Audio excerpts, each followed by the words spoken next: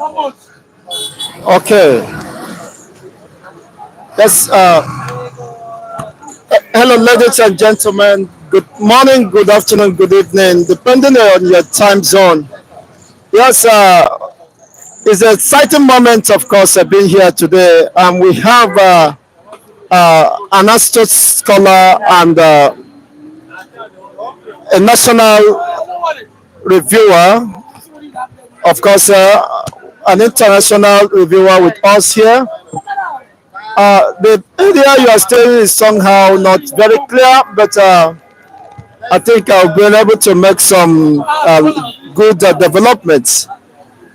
And can you just reposition yourself? The room seems to be very blurred. And here with me is Mr. Samuel, of course, reporting from South Africa. He is a political science graduate and an international analyst on public, of course, affairs. It's a pleasure welcoming you to this wonderful section this evening here. How are you doing, Mr. Michael? Yes, I hope you can hear me very loud and clear.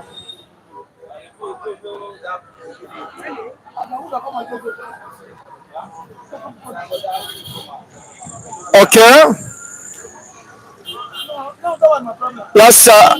Let me see if you can hear me, and while we wait for others to join us, this is a very interactive section, and of course we're loaded and have so many issues to discuss here.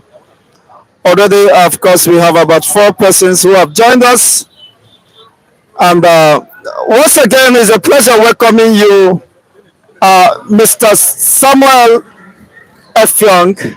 He's been an international analyst and a graduate of political science. We are here, of course, to discuss very pertinent issues that is of great concern, especially now that everything seems to be, of course, teaching towards what I may call abnormalities. And there is some sort of unrest within the, of course, system. Okay, Michael Daniel says the volume is okay. Okay, thank you so much for responding. And let's just greet the audience, Mr. Michael. I mean, Mr. Samuel. Sorry to use the word Michael.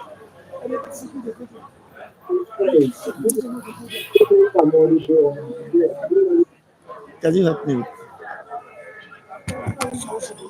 Okay, it's been a great time.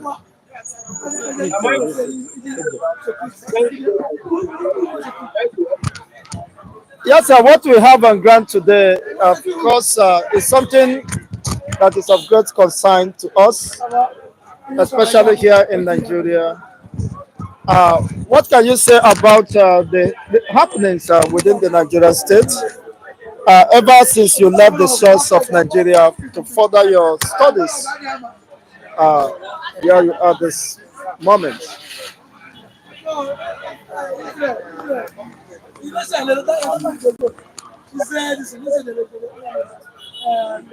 Okay.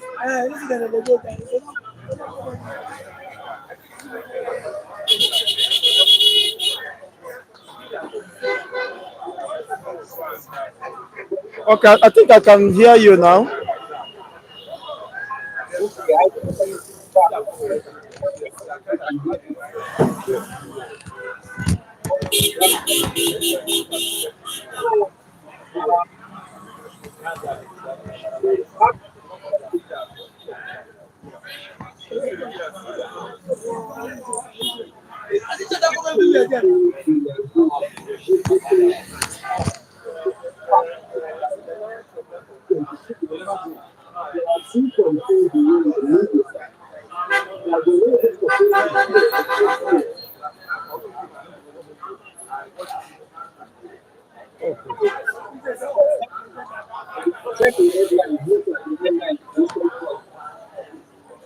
Okay, and let's get on with the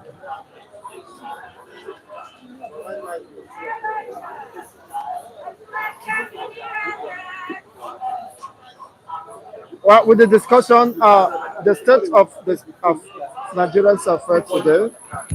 One of the notable traditional rulers, one of the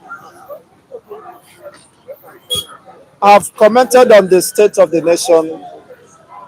Of course, saying that Nigeria at dangerous crossroads. Obi of Onitsha.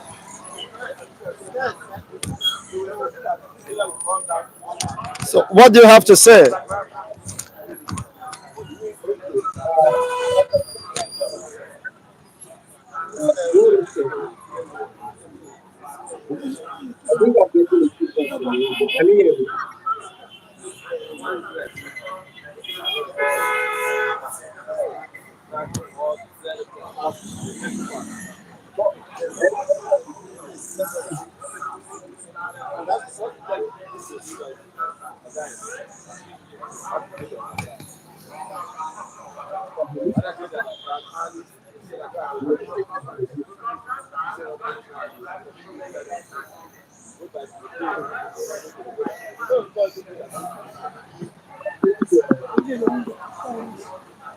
Okay, comrades, according to the report here, please can you sort out the audio issues from your end?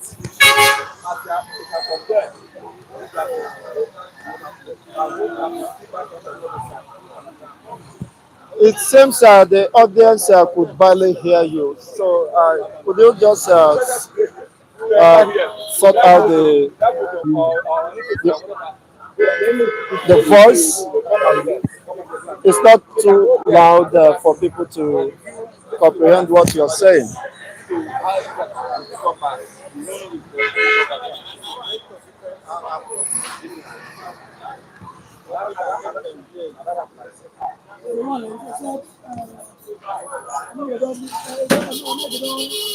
Okay. Uh, esteemed fans, it's a pleasure welcoming you here once again. We have some technical issues. We hope you'll be able to rejoin us in a moment as he tries to sort out the audio issues from his end, and we hope the interference won't be much so that we can have a better discussion this evening. The special guest is no other person but comrades Samuel F. Young, who is a political science graduate and a national analyst on matters bordering on humanity and fundamental human rights defender. So he is here, of course, to give his own point of view regarding the recent happenings within the Nigerian social, political, and economic sphere. And of course, across the globe, what is happening, especially the update on Israeli uh, Hamas war that is ongoing.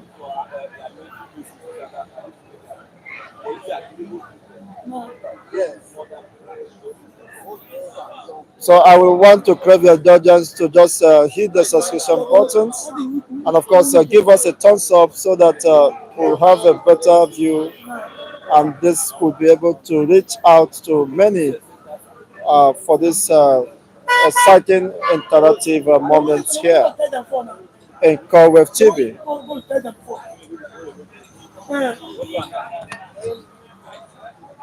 Yes, you can as well join us while you do the needful, Mr. Samuel F. Young. The audience are waiting for you, of course, to hear your own perspective regarding the recent happenings, and people will be willing and excited to hear from you your words of knowledge and exposure, and relate it from where you are calling from. what is obtainable in South Africa, and why should we, of course, have a change of perspective and which way forward for the Nigerian state. All this will be coming in a moment while we watch, of course, Samuel will join us in a moment as he sort out his own audio issues from his end.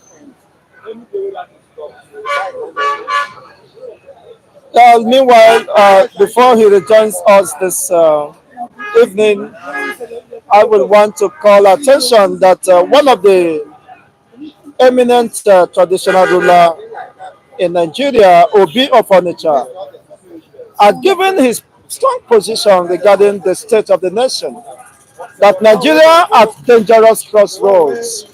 If that is coming from a man that is well respected, a traditional ruler of such caliber, then it becomes necessary that we should not at this time, of course, dismiss such a statement, because the gravity of such statement is not something that we should ignore, because uh, it's not just an ordinary traditional ruler, but one of the first class traditional rulers in Nigeria. Obi of Onitsha has been one of the strong voice, of course, as far as traditional institutions are concerned. Coming out to categorically state his position that Nigeria is at dangerous crossroads. That will, of course, inform you that things are no longer at ease, and things have fallen apart. For him to make such submission with strong words, I mean, I think we'll begin to uh, pick up the pieces of where we found ourselves. Otherwise, uh, we are heading towards a worst scenario. But I hope we didn't descend to such unfortunate experience. Yes, we want also to, of course, Kobe and Jordan to also comment on these topical issues as expressed here today. What do you think about the statements made by Obi of Onitsha that Nigeria at dangerous crossroads coming from a respected and one of the first class traditional rulers? Is it that there is something he is seeing different that most of us are not seeing? Or could it be in line with the already, of course, knowledge that is before the public domain that things are not working, and not just that things are not working, the state of the nation is in disarray. There are insecurities rocking the entire length and breadth of this country.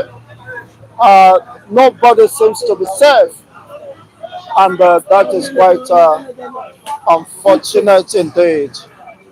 But we hope that we'll be able to get through this and know how to navigate this because before it becomes possible to handle. For a respected traditional ruler of his caliber to come out and publicly make such a section, then possibly, of course, there is fire on the mountain. Yes, Mr. Ephraim, you could also join us and let the audience hear from your own perspective of these pertinent issues here. And we hope that, yes, you can rejoin us unless the audience are waiting to hear from you. I hope you can hear me. Yes, you can rejoin us, Mr. Samuel. Okay, that would be better so that the audio can be very are very clear for the audience to enjoy this moment with us. Thank you so much for the update. He's trying to rejoin us in a moment here, and it will be all exciting to hear from uh, an astute scholar, a defender of the truth and the fundamental rights of the people, uh, whose analysis, of course, is born out of in-depth knowledge and exposure. He's a man who has no respect or of course, when it comes to issues that borders of humanity, does not fear, of course, anyone, but always say it the way it is. He's joining us all the way from South Africa, and we hope the network interference will not disrupt this wonderful moment. Yes, and he will be joining us just in a moment, and this particular exciting moment and program will commence in earnest because we needed to get his own perspective uh, regarding the happenings here. And I'm expecting him to join us any moment from now. Of course, we have started. Let's know what is your position. There have been several discussions and opinions across the length and breadth of this country over certain issues of national concern. People are apprehensive, and people have made several, of course, weighty statements regarding the state of the nation. But it appears that more are joining in this quest on lending their voice to the issues of national concern. One of them is the Obi of Onitsha, who, of course, today expressed his candid position and what he think is his own opinion regarding the state of the nation, that Nigeria is at dangerous crossroads. The word dangerous should not be dismissed uh, with ignominy. It should not be dismissed with a wave of hand. There is something he saw which most of us, by virtue of his position, principally, there may be certain information that are privy to him, which is not before the public domain. And he may have gotten certain briefings that presupposes, of course, that all is not well with Nigeria, or the state of the nation is not something any responsible personality will just sleep with two eyes closed, because there is fire on the mountain, and that calls for more sober reflections why we get to this place and why we are here, what brought us to this place, and would there be any possibility of redeeming the already damaged system, as expressed in his candid opinion. Nigeria at dangerous crossroads, and it's quite unfortunate indeed, honestly, that if this is coming from a well-respected traditional ruler of his caliber, then everybody should pay attention to the matters happening this moment. According to the late sage Chinua Achebe, the center could no longer hold, and things has fallen apart. Maybe this may have informed his position, and which, of course, in his choice of words, was very articulate to have chosen those words. Nigeria at dangerous crossroads. Where do we go from here? What is the way forward? Will Nigeria be savaged? Will Nigeria get out of this quagmire? Of course, it's no longer deniable that economic-wise, Nigeria is passing through the most turbulent times in the history of nation of nationhood. And it's not unfortunate that things are getting more worse than ever imagined. The dollar to naira, of course, ratio now is nothing to come by.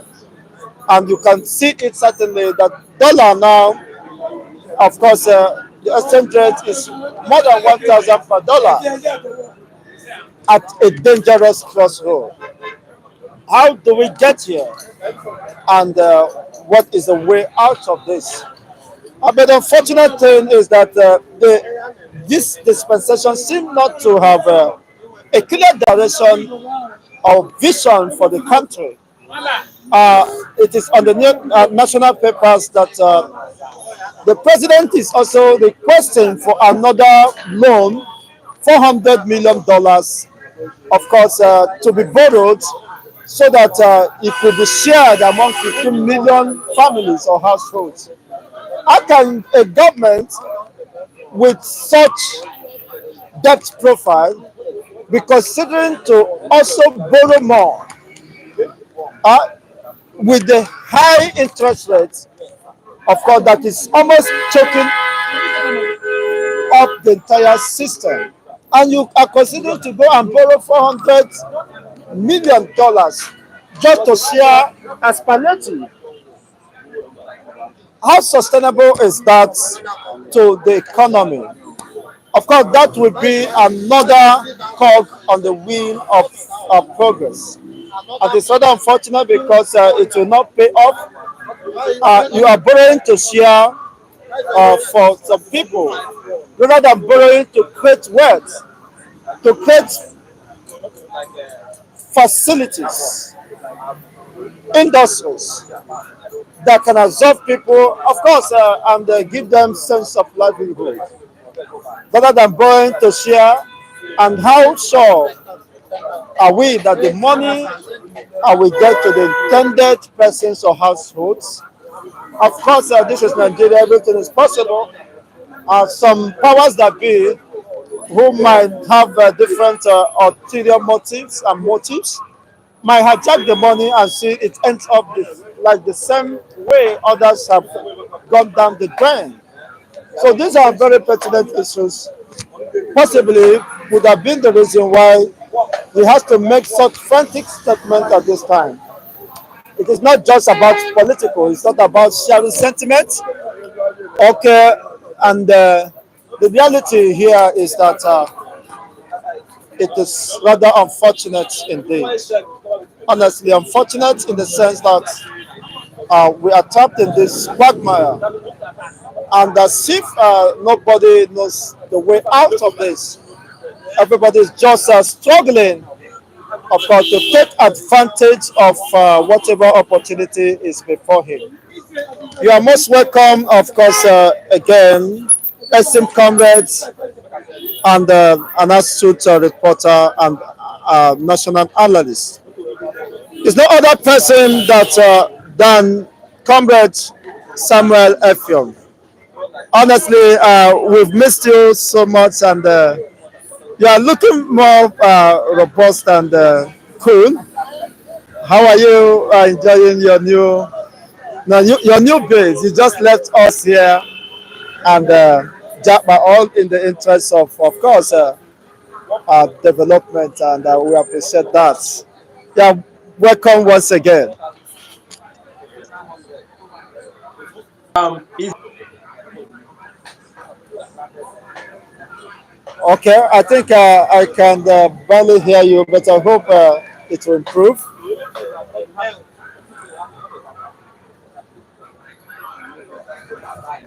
Okay. Yes, tell us how you're feeling, and based on this subject of discussion, how do you think Nigeria get to this point, Mr. Samuel, based on your political perspective of what is happening?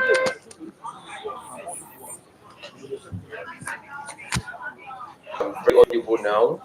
Yes, Steve fans, let's just comment if you're hearing it very clear so that we can move ahead. If you're hearing the audio very clear, let's hear. Just a comment that is okay, and we'll move ahead.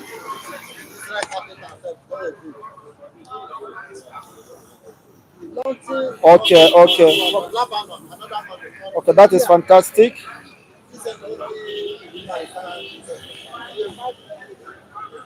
Okay, my brother.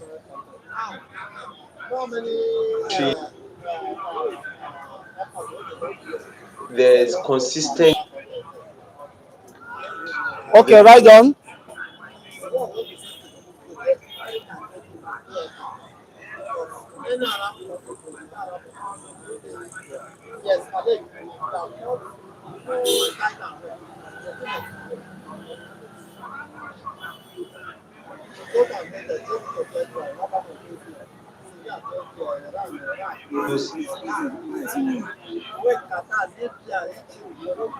And every time we don't go to the roads to discuss this issue,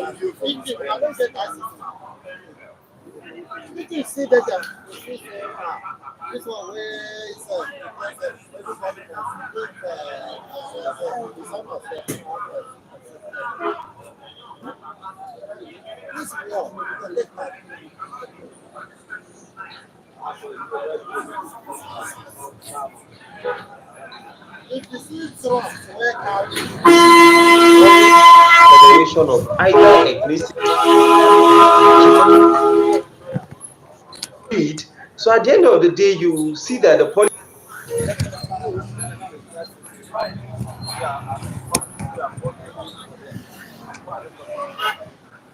So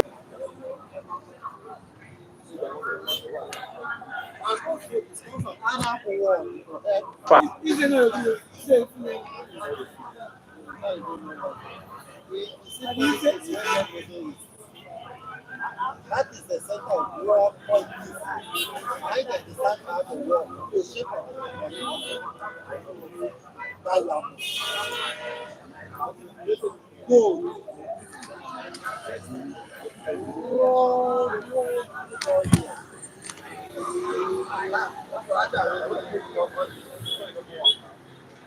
always issues. So to make life for the people, like when you live in a country whereby mediocrity thrives instead of you have of superior reasoning, kind of as much as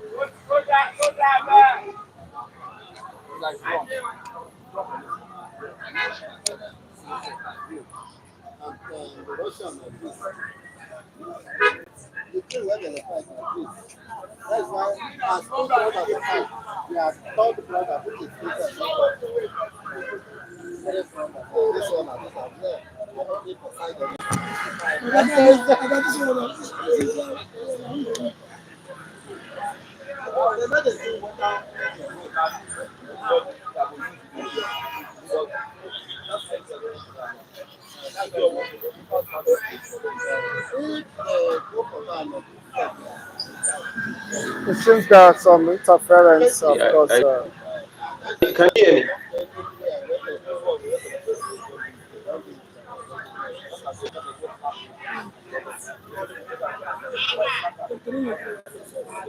Yes, I can hear you now. Yes, the Eastern So fans are saying so I said audio quality needs attention, possibly for your from your end. serious. Okay, is it Okay. better without the headset? Because now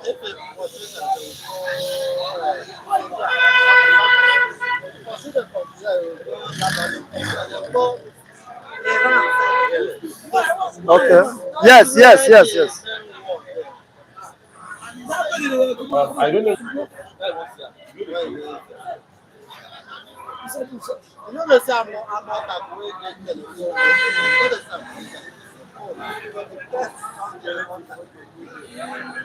there was a particular headline they were trying to solve.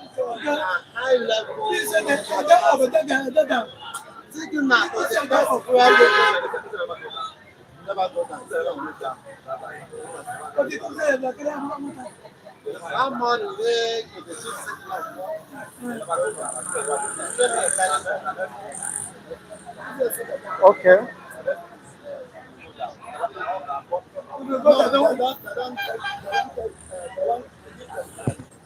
Okay, go ahead, Esteem fan. Comrade. Okay.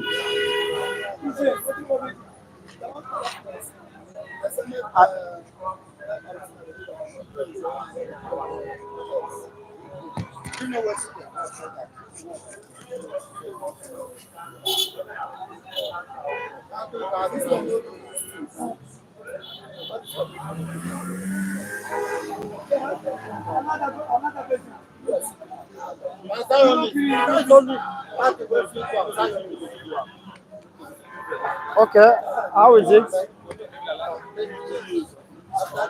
So,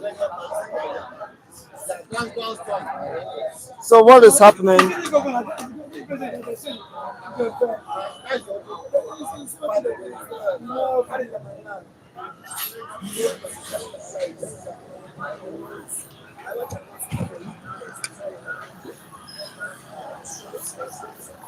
It seems that network interference discussion is affecting us strongly here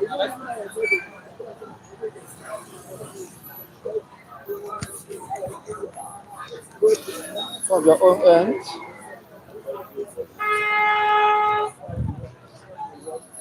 The audio output is very low from your end. Could it be as a result of Is it better now?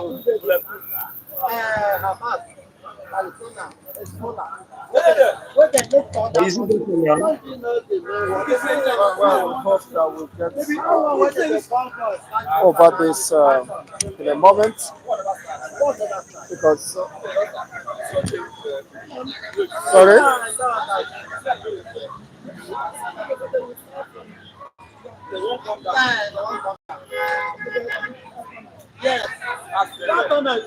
Still fans are watching and waiting, of course, in endless to hear your own perspective regarding the issues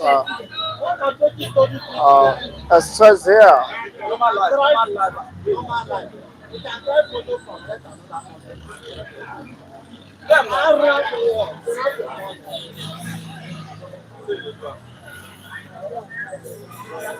Okay.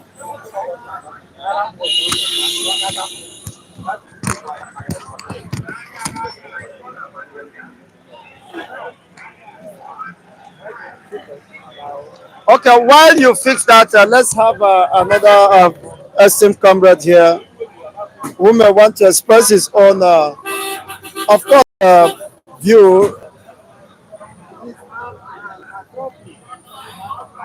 Yes, regarding what exactly is happening in Nigeria. Yes, we are waiting. Once you are done with that and it's very clear, we'll be able to hook up again. Okay, good evening. Good evening. It's a pleasure having you, sir. Thank you very much. Thanks for having me. Yes, Obi of Onitsha have made a very strong statement that Nigeria at dangerous crossroads. So, what is your take on that? Thank you. I think the highly respected monarch, the Obi of Onitsha, has only expressed the obvious. Any rational mind living in our country should know that we are living at dangerous times, just as he has put it. If you look at the issues, even sectorally, there is reason to be apprehensive about things, especially security wise. Don't forget, our constitution says that the security of lives and properties shall be the primary responsibility of government. And when you begin to lose it at the primary level, then it calls for concern. And I think that's what the nation is witnessing at this time. If you look at even every the geo political regions of our country, there is one form of entrenched criminality that is going on. In the north, we are seeing kidnappings, banditry, and all of that. In the southeast, we are having a lot of unrest in most of the states, or in some of the states of the southeastern part of the country, and all of that. So, and when you begin to see such signs, it's a pointer to the fact that all may not be well in such an environment. It's a pointer to the fact that if it is not easy, if it is not addressed on time, if it is allowed to fester for too long, it may assume a very more serious dimension, which may take out or consume such nation. And I think that is why I believe Obi of Onitsha is, among many other Nigerians that have expressed their views in such a manner, is concerned at this moment. Okay. For him speaking out this moment, could it be considered too late when almost everything, the damage has been done and people are apprehensive that Nigeria is almost gone? Not at all. I don't want to believe it's speaking too late. It's never late to be right, in my view. What is important is for the nation to realize that it's heading in a disastrous direction, and begin to find its way back to the path of growth and progress, which we all desire. So for me, I don't believe that it is too late for him to speak up. Don't forget, monarch at that level also are always very careful in terms of because they command large followership. Don't forget, and all of that. So they are always very, very careful so that they are not seen to be anti-government of the day and all of that. So, but when they look at things and they sometimes hear their view and opinion concerning the trend of things, and I think it is not a bad idea, and it is not coming too late, in my view. But could it be that there's something that he saw that is not within the public domain? Because for him to have come out with such strong terms or words in describing his feelings or opinions, uh, don't you think uh, you have seen that possibly there may not be a way out, or nothing could stop Nigeria from disintegrating? Well, I wouldn't want to follow that path of disintegration. I much as I want to admit that the nation is going through very tough times at this time, in terms of security and even economic wise and all of that. I believe things can still be salvaged if leadership choose to do the right thing and all of that. So I don't want to follow the path of disintegration. I believe our nation can still forge ahead as a nation if don't forget, I am emphasizing that if the proper thing is done, and That is a conditional clause. Then it means, do you see the readiness of this administration to address such myriads of problems that have bedeviled us? Is there any political will or consciousness to that such realities? it's a young administration. Don't forget, just celebrated 100 days in office a couple of Young weeks in ago. terms of what? In terms of the It's a life, continuation of APC ideology and government. yeah, between you and I, we know that there's nothing like ideology in in Nigeria. That's the truth. There's nothing like political ideology. People don't follow through the ideology they claim to have, especially when they are campaigning and all of that. Most of the time, they say things that they even forget they said it by the time they are now in office. So you and I know that just as we see it in developed climes, the level of ideological politics that we see in developed countries, we don't see it around here.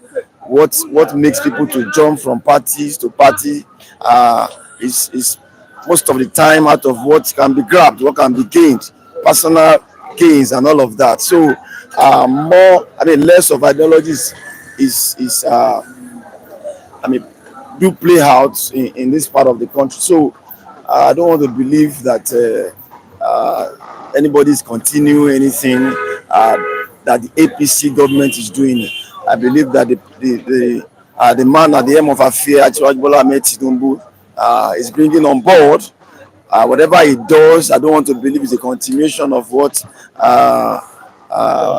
Muhammadu Buhari did when he was in office. But if you could recall, during the electionary campaign, he said he's going to step in the shoes of his predecessor. So he admitted that. I was about going there. These are purely, even as far back as then, I made it clear that these are purely political statements. He just needed to start to keep saying things that the man want to hear and all of that. He said, don't forget, he also said that he will continue from where he stopped and all of that. If you remember some of those statements that I don't believe he couldn't have meant anything different. He meant what he said. No, I don't want to believe. And we Nigerians believe him for what he said. See, unless he's telling us that it's not consistent with his words.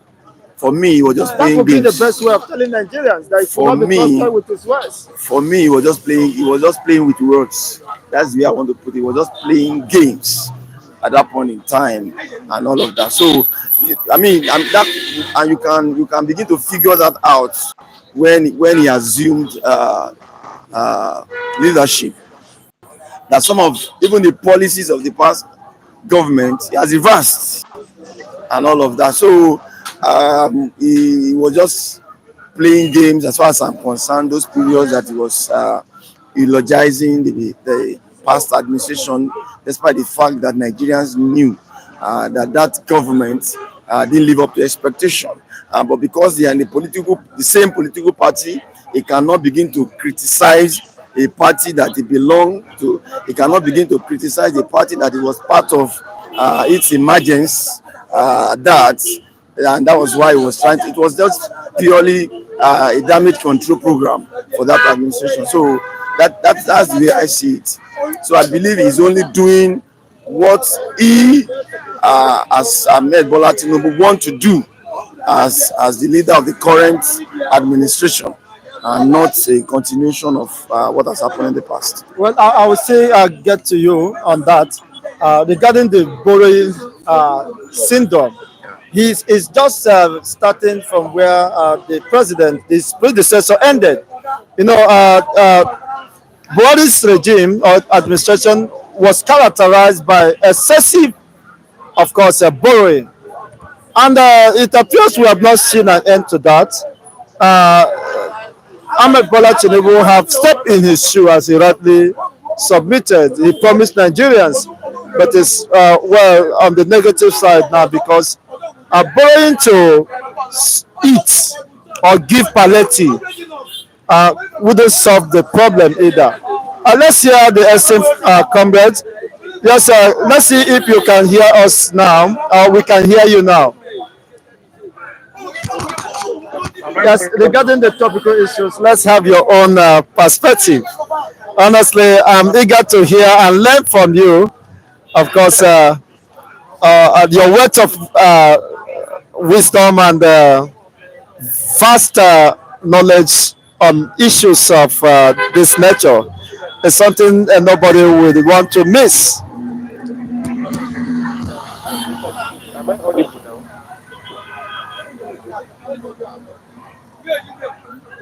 So I want to be sure I'm very audible. That's very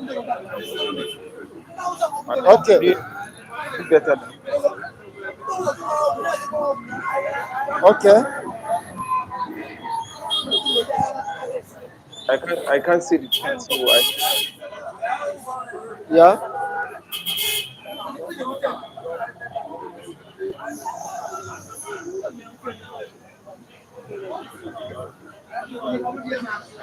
can hear me. That's what I want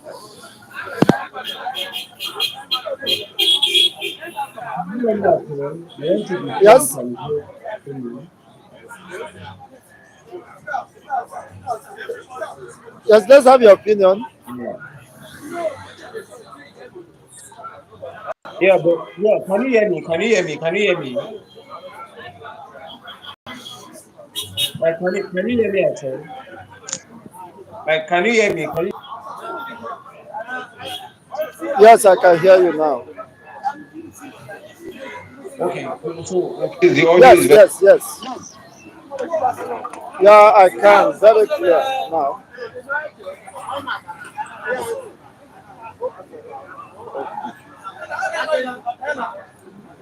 Yeah, we have an improved update now. I said earlier. I don't know if you can hear me. Yes, you can go ahead. Is the possibility of seeing records updates for the government. Everybody is just doing what they like and say banana republic, government can do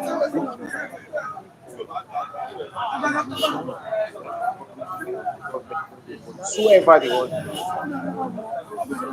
that on this factor, there's really nowhere Nigeria is going to in the next couple of years. Nothing will define that country to be again, and that's the reality. So until we discuss what is the unifying point first, how can we live together before we can start talking economic prosperity, uh,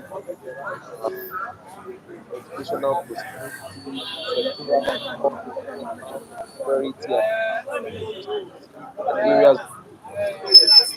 Until then, I think we need to divided against itself. You understand? So those are the fundamental issues that always abandon. We are still going to lose because those key issues affecting Nigeria. So until then, yeah.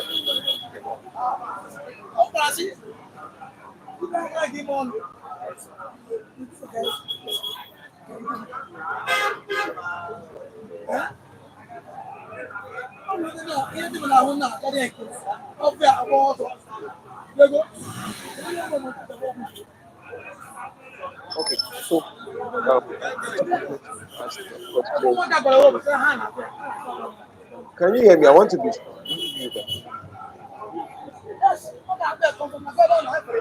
I don't know if you can hear me.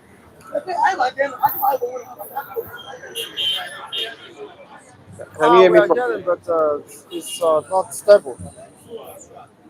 Oh, then I think it should be Nigerian network because I'm online with my laptop now. And I don't know which is Nigeria. Because even the numbers kept going up and down here.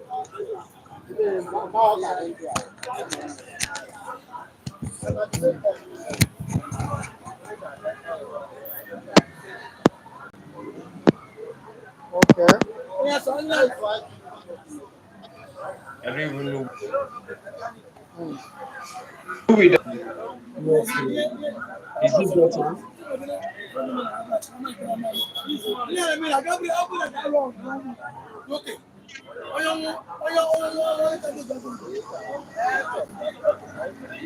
Not really. Is it better now? Which one is better? There's some background noise coming from your end or so. Are you seeing? So-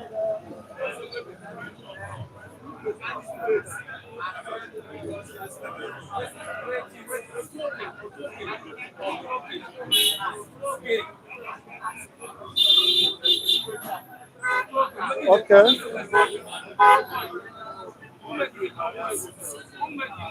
Okay, while you sort out that, let's just invite Mr. Dan to wrap up his own position. Yes, is borrowing the only option left for this administration? Knowing, of course, the debt profile. So, how could a nation sustain itself by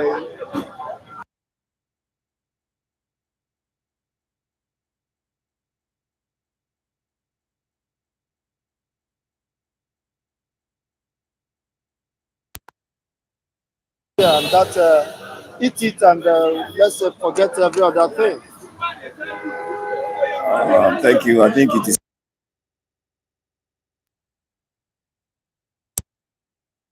subject again. Successive administration, even before now, has always told that path. And I think for me, I believe that it is purely lack of direction in terms of being creative enough to generate funds that will be required for governance. Um, Leadership, even before now, has always told the part of excessive, um, overblated workforce. And I think that is one of the major problems that we have, which because of politics, government look away from that direction.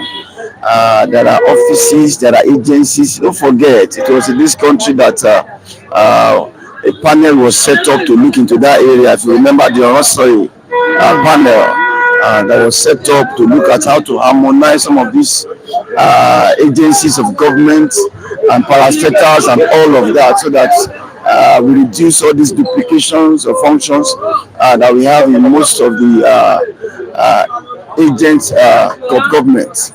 That panel submitted a report, and up to now, that report hasn't been implemented. So to tell you that government, the willingness, the political will to tow that path isn't there, because they always look at the people as a political tool. They know that they will always lead the people in terms of doing politics and all of that. But there are other ways you can get these people engaged without having all of them in the system, and that is why we have a recurrent expenditure that is over 70%, while that of capital project is around 20 something percent and all of that. That no government progress with that. We always borrow, tolling that part, and I believe government ought to have learned over the years, and look at how to gradually. I know it's not something that will be overnight, to gradually reverse that trend. You can't be using over 70% of your budget for recurrent expenditure. He will always borrow. There's nothing. There's no. I mean, there's no other way after doing that. So I believe it is on the part of leadership to let reasoning prevail, so that this excessive borrowing that we are seeing from administration to administration is contained and gradually eased off. I said it again. It is also because some of our leaders are self-centered. They don't care what happened to the next generation. They don't care what happened to the unborn generation. All they care is for now. And that is why you will hear them talk about how can we cut down the expenses of our administration. I've never heard of it before. Honestly, I have never heard government talking about cutting down. They will always talk about where else can we borrow. honestly, and as if we don't have a national assembly.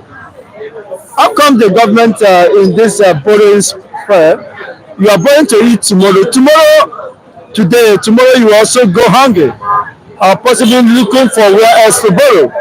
And because of this, IMF IMF have increased the borrowing rate for Nigeria. That means more indebtedness.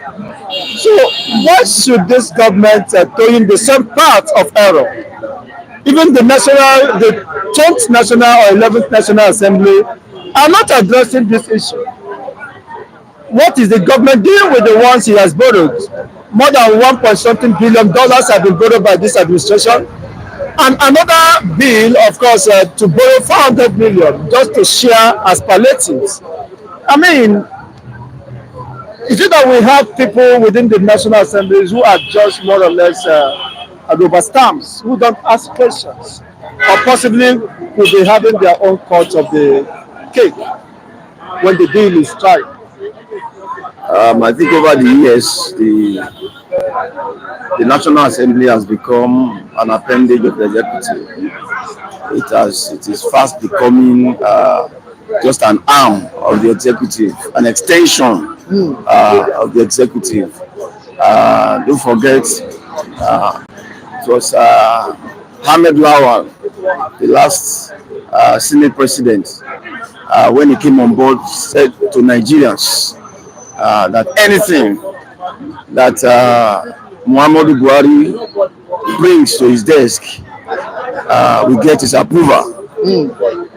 So it is clear that most of the time that we have leadership of the National Assembly, they have been so. In fact, they have lost control of their core job descriptions. They just want to remain in the good books of the president, and not really to get the job done, to scrutinize, to for the so-called oversight function has been engrossed with a lot of corruption. Most of the time, I mean, we have seen agencies accuse members of the National Assembly that has come for oversight function to be demanding for bribes. So these are not my words, these are not my statements, these are things in the public domain. So over time, they have lost focus, and they just thought we are supervising that we go to those agencies and be asking for kickbacks and all of that. And that has made those agencies to be to not to get on their job and deliver the dividends that's required in such sector. So it is sad that we are having this conversation again, that National Assembly is not living up to expectation. Even when you look at the current one, despite the fact that the administration is still young, his body language is not likely to be different. We are not preempting. I'm not preempting what he will do, but from what we have seen so far, Dr. Akpabio, the current Senate president, is not showing the kind of leadership that will hold the executive to account. And for me, it is not a pleasant story to tell. It's not a pleasant story to tell indeed. Now, let's see this from this perspective. You are borrowing as a businessman. You borrow money instead of investing it in your business to expand your business. You went to club.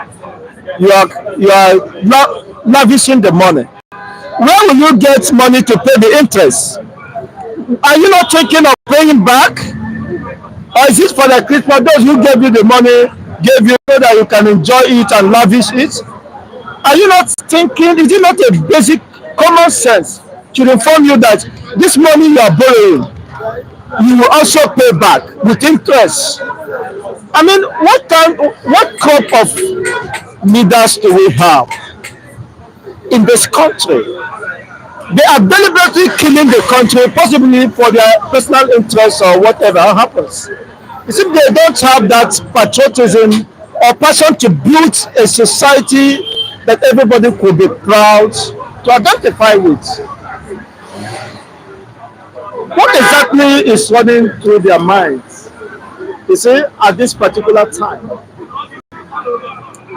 what exactly is running through their mind? You are borrowing, you don't know how to pay. There is no any clear, of course, direction or vision how to repay this money. I mean, Much as I'm not making any attempt to speak for government, but I'll tell you what they will always tell the people at when you pose such a question to government officials. They will tell you that the interest rate for this loan very is almost negligible. then how do you pay it even though it's without interest? The interest rate, from what they always tell Nigerians, is that it is almost negligible. The time for payment is so long. Sometimes they tell you it is 30 years, it's 40 years. So that tells you that they knew that okay, they will have, even the administration will have lapsed. They don't care. You ask a salient question, and that's how will the money be paid. They don't care of how it is being paid or how it's going to be paid. They don't think about how. They tell you that this loan is for the next 30 years and the interest is almost negligible. That I mean, it's like somebody is just dashing us this morning. That is the impression they will always give the people.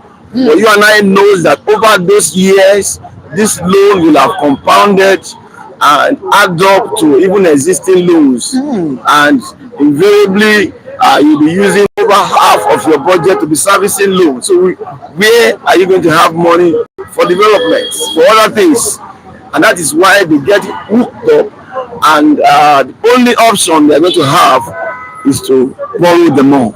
Sadly so. Sadly so. And if actually the payback period is expands to 30 years, what are you putting in on ground so that by that 30 years time, people will confidently pay it and of course move on with their lives? I mean, the people in corridor of power are not interested in the existence of Nigeria. That is just it. Mortgaging 30 years, the future, into the future of your born generation. 30 years, 30 years. It means you are not giving them any hope to exist, of existence. Rather than leaving assets, you are leaving liability, accumulating debt that will even destroy the entire system. I mean, what? How do we get out of this? Because it appears that Nigerians are docile and nobody is holding the senators accountable. I think it's how time we begin to meet the senators and ask them what is happening. Why is things happening this way? Because already you cannot see any picture with all this playing out. The future you think you have has already been mortgaged. You see?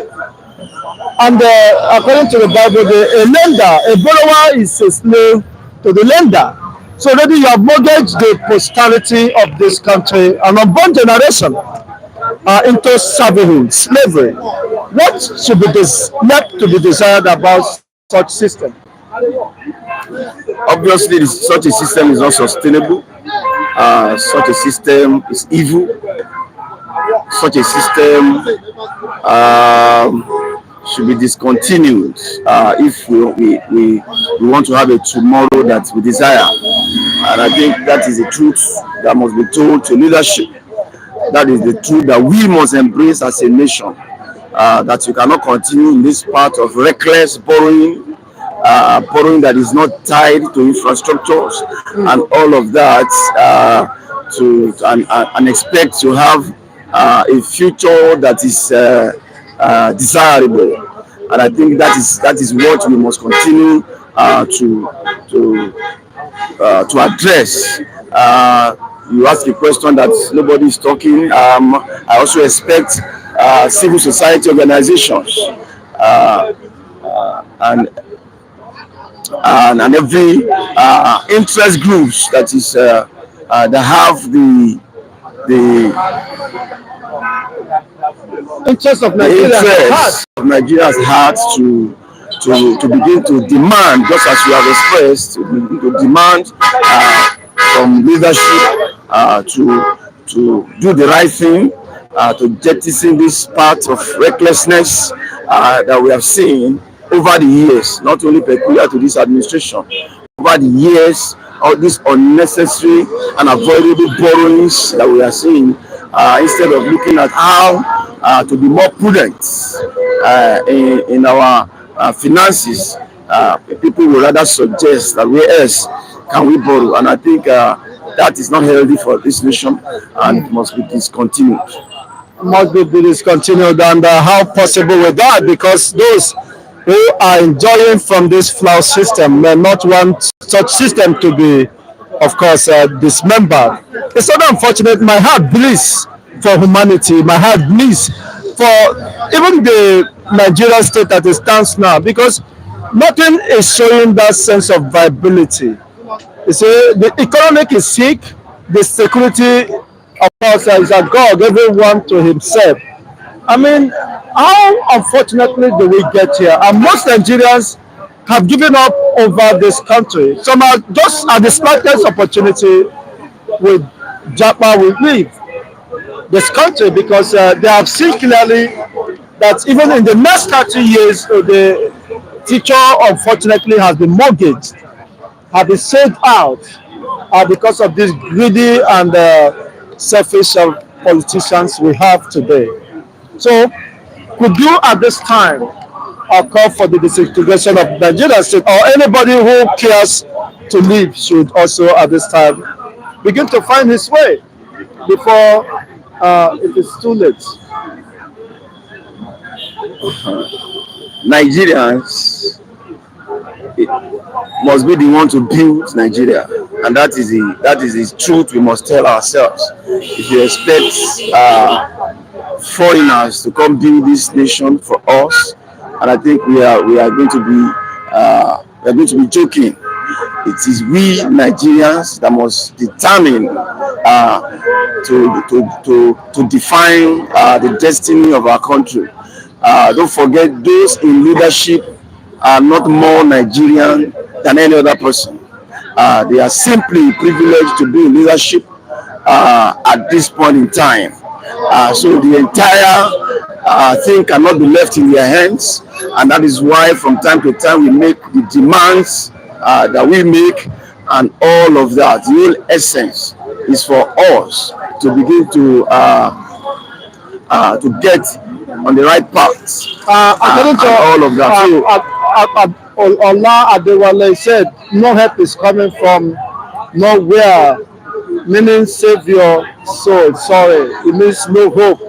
Now, if they are privileged to be in the leadership position, what legacy are they living? What precedents are they setting for the next generation? It's quite sad. Most of our leaders don't care the type of legacy they leave behind. Uh, Administrations, even from the past, when they begin to wind down their administration, they pat themselves at the back most of the time. So they don't care about what you feel about the administrations. In fact, they mark their script themselves and give themselves fantastic score in terms of performance. So in other words, they care less about what you feel as a people. We have finished our four. In fact, they believe that the 2 terms is a right. So they begin to count both terms right from the day one, that we have 8 years before they even finish the first year. So I mean, those are the kind of mindset people take to leadership in terms of not seeing it as I am here to get a particular job done. And I think that is the difference between private sector and public sector. In the private sector, while you are seeing private sector making progress, is because that you must continue to justify why you must remain on that seat. I mean, check out MDs of major organizations that are doing fantastically well. I mean, that is just it. You must continue to justify why you must go back to that office each time they have the board meeting and all of that. The KPI and all of that is put in place to keep people on their toes, to know that they are not in office just to come and to have a 4-term stuff, and even by extension 8 year 8 years administration, doing practically what you cannot applaud and all of that. So nobody is setting standards, nobody is setting the goal and measure performance along the line within that 4 year term or 8 year in case of 2 terms and all of that. So and I think these are the things we must beginning to correct. That you are in office for these 4 years and everything rise and fall with leadership. It is when the man at the helm of affair, in this case, Mr. President, set such goal for each of his ministers across the sectors in terms of what they are expected to deliver before the end of the quarter, before the end of the year, before the end of the administration. Then key people must also be in place to measure those performance, key performance index, we call it in private sector, to measure performance from time to time. And that is what we make us know if such a ministry is performing or they are wasting time. But when there is nothing, then when there is no goal set, when there is nothing that is measuring any form of performance, then people just believe that I have the next 4 years. It is when I finish that I finish, and that is the sad reality of the now. But I believe it can and must be corrected by the leader of the administration, who is the current president of our country, in terms of setting the goal, setting the pace, and ensuring that people come in line with the set goals. Well, thank you so much, SM Comrade, for your wonderful submissions. And it's been an exciting moment having you. Thank you so much. God bless you. Yes, SM fans, honestly, I'm saddened with such development. It's all boils down to humanity. This is not the time to play sentiment or to play any ethnic or religious sentiment. The reality is that humanity is being brought to its lowest ebb, and indeed, sad indeed. Wherever you might be, of course, if Nigeria is not working, if there's no security, whether you are Yoruba, Igbo, Hausa, of course, or any other tribe, Ibibio, you might not feel, of course, safe coming to Nigeria. It is so sad indeed, and that is the state of affairs of this country. I'm saddened the more, of course, over what is happening. It does not give any responsible individual any sense of hope, of which this first class traditional ruler have expressed his own opinion regarding what is happening. This is a moment where everybody should be crying for this country, of course, because what the point we are in is a breaking point, or what you might call the yielding point, the point where almost every hope seems to have been lost. According to Allah Adewale, say Nigerians love their oppressors differently, right, Mr. Chigozie? Very sad indeed, honestly. But what do you think could be done as those in diaspora? You left the shores of this country because you know that there could not be better prospects. And ever since you left, things has not improved either. And of course, you might be justified for leaving, but that is so sad and very unfortunate that those who left in 30 years' time, of course, 30 years down the line, you see what Nigeria is trapped in a more mess, a more devastating state. What is the way, and of course, how do we navigate out of this quagmire? It calls for serious concern, it calls for serious attention, and that will be a collective effort. Whether you are living in diaspora, living within the Nigerian shores, the reality is that there is fire on the mountain. We cannot continue to live in denial. People are dying. Hunger doesn't know who is an Igbo man or Yoruba man or Hausa man or a Bibio man or a John man. or Kanuri man. No. When you go to hospitals, nobody cares where you come from. If there is no seat beds, if there is no hospitals, if there is no medical personnel to attend to you, the person might also lose his life or her life. That is what we are talking. How do we get to this point?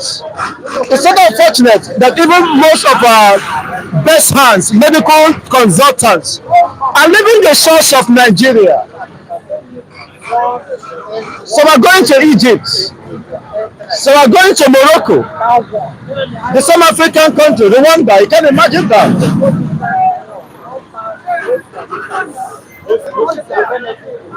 Well, I'm so emotional at this point because the handwriting on the wall could no longer be denied. Well, let's have what you think should be the way forward. Would you at this time, of course, justify those calling for the disintegration of Nigerian state? For Obi of Onitsha to have made such a frantic position or statement shows that it is not getting to everyone, not just the defenseless masses at this time. It is getting on everyone, whether you are living in denial or not. But that is a reality. It's getting on us, it's getting on all and sundry. The issue of insecurity is not, it's not what everybody could deny at this time. If the society is not secure, even with your armored car, you will be afraid because definitely you will be a target, of course, anytime, any moment.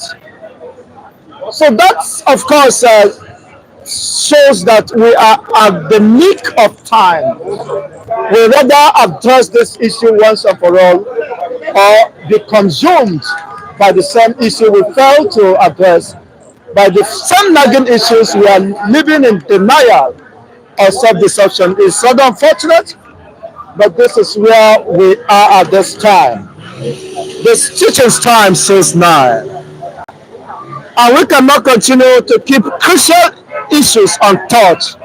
And disaster is looming. Disaster is almost catching up with all. It's quite unfortunate. There's hunger in the land. People are crying. In the hospitals, there are no medical personnel to take care of the sick ones. There are no medications. Even as common as vitamin C could not be found. Is quite unfortunate. The warming drugs or tablets are found wanting in our hospitals, in our health centers.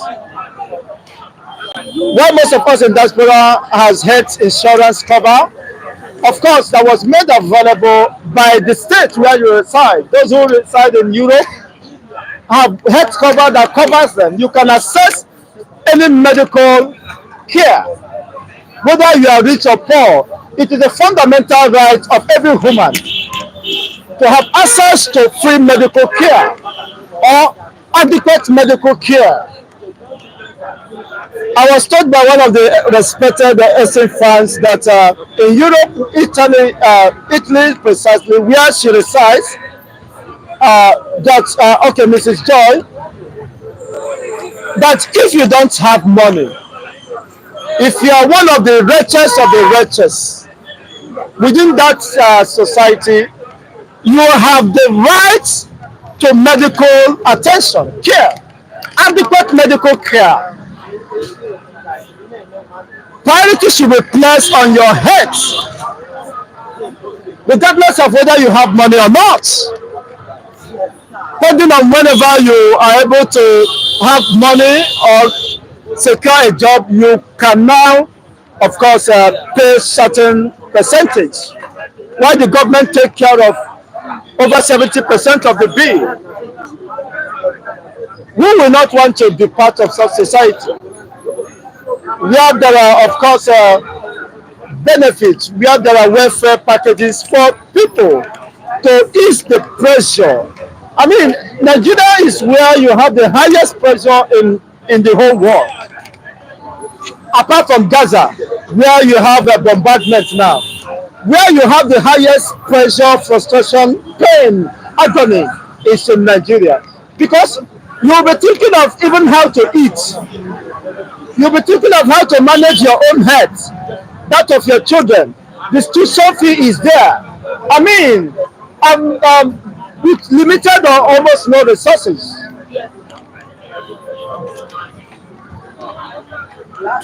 where do we get? Where do we go from here?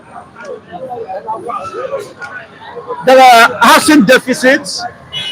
Most Nigerians, supposed Nigerian citizens, are living under the bridge.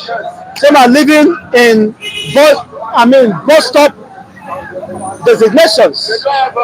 Some don't have them. Some are living on just on an open street like this. When it gets dark, you see them lying on the floor, floor. Whether it is raining or it is shining, it is a sunny day.